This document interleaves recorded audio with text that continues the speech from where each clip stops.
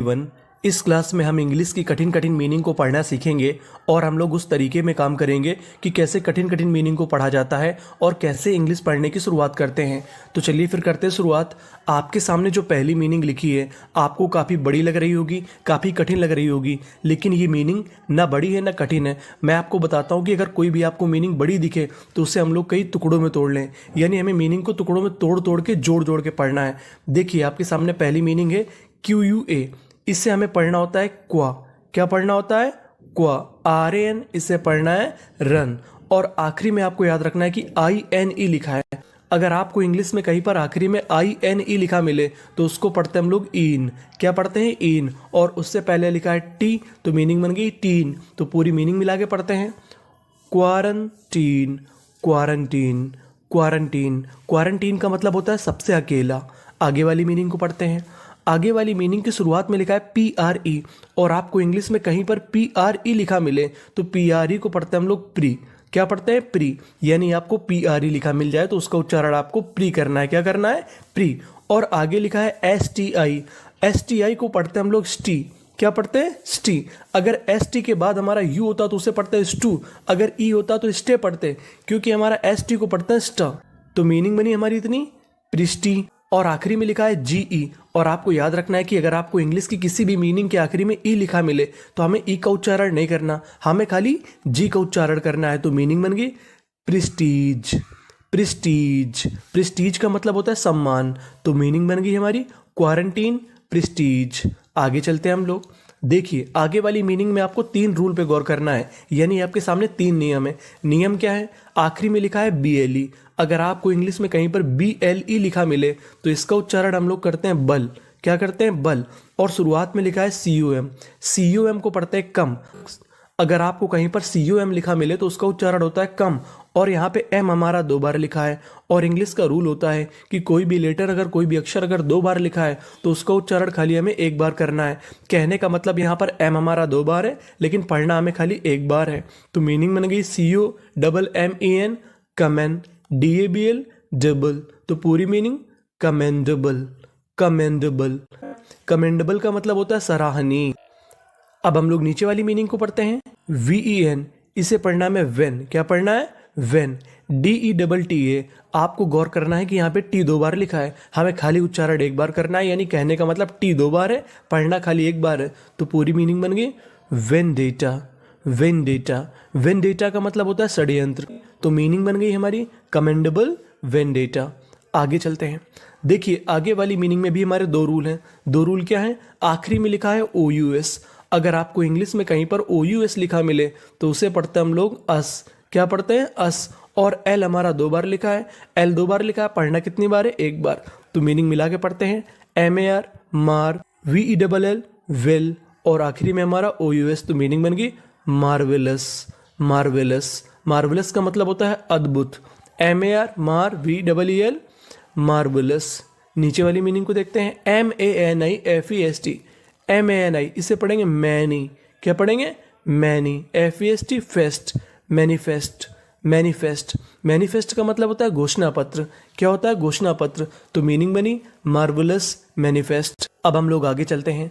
देखिए ये आपको मीनिंग काफ़ी बड़ी और कठिन लग रही होगी, चलिए हम लोग इसे टुकड़ों में तोड़ लेते हैं। इस मीनिंग के आखिरी में आपने गौर किया कि लिखा है OUS, जिसे पढ़ना है हमें अस। क्या पढ़ना है? अस। शुरुआत में लिखा है MAG, इसे पढ़ना है हमें मैग। क्या पढ़ना है? मैग।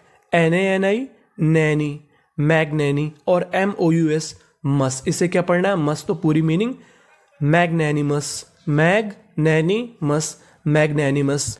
मैग्नैनिमस का मतलब होता है उदार। क्या होता है? उदार। तो मीनिंग बन गई हमारी मैग्नैनिमस। अब हम लोग नीचे वाली मीनिंग को देखते हैं। ये मीनिंग तो और भी सरल है, आपको कठिन लग रही होगी। LO, इसे क्या पढ़ना है? लो। क्या पढ़ना है? लो। QUA, आगे क्या लिखा है हमारा? QUA। तो इसे पढ़ना हमें क्वे। क्या पढ़ना है? लो क्वे। और आखिरी में हमारा CI, इसे पढ़ना है COUS, जिसे पढ़ना है अस। तो पूरी मीनिंग बन गई लोक्वेसियस, लोक्वेसियस, लोक्वेसियस। लोक्वेसियस का मतलब होता है बातूनी। तो मीनिंग बनी हमारी मैग्नैनिमस लोक्वेसियस। आगे चलते हैं। TRA, इसे पढ़ना है हमें ट्रे। क्या पढ़ना है? ट्रे। और आपको गौर करना है TION पर।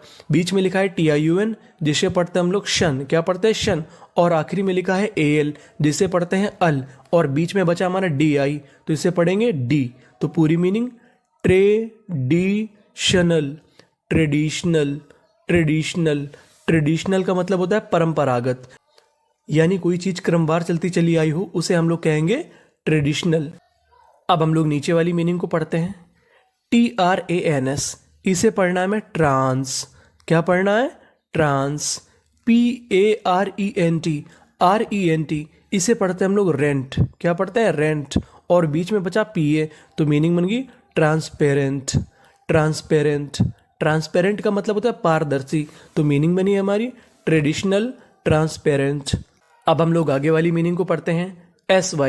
SY को पढ़ते हैं हम लोग शी, यानी अगर आपको इंग्लिश में कहीं पर SY लिखा मिला है तो उसका उच्चारण सी करना है। और आगे हमारा N तो ये आधा हो गया हमारा सिन।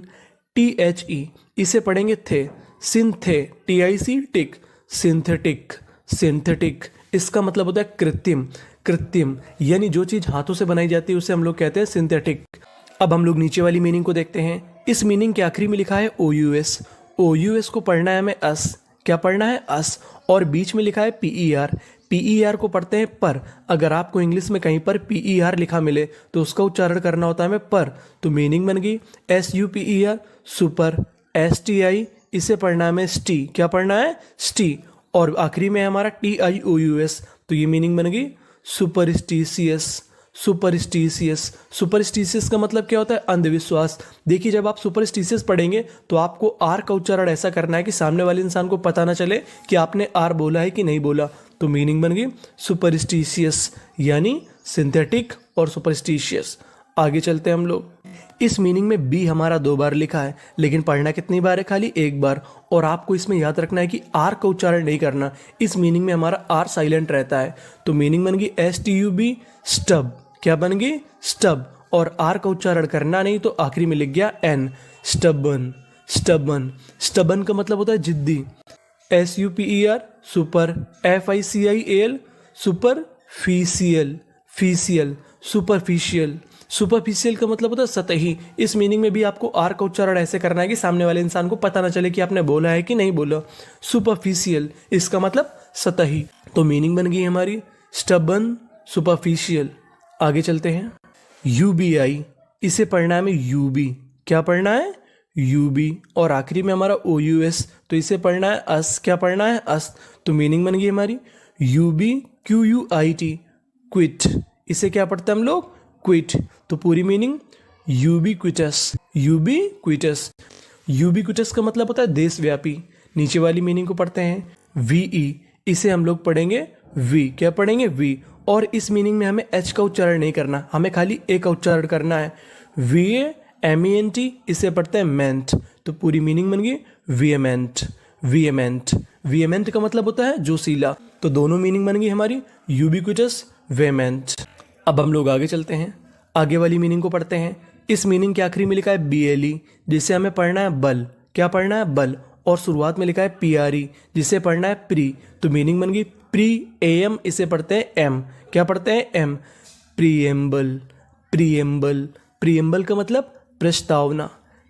प्रीकैरियस, प्रिकैरियस, प्रिकैरियस। प्रिकैरियस का मतलब होता है अनिश्चित, तो दो मीनिंग बन गई हमारी प्रीएम्बल, प्रिकैरियस। अब हम लोग एक काम करते हैं कि सारी मीनिंग का एक बार फिर से रिवीजन कर जाते हैं, सारी मीनिंग को हम लोग फिर से पढ़ जाते हैं। Quarantine, prestige, commendable, vendetta, marvellous, manifest, magnanimous, loquacious, traditional, transparent, synthetic, superstitious, stubborn, superficial, ubiquitous, vehement, preamble, precarious. Thank you for watching.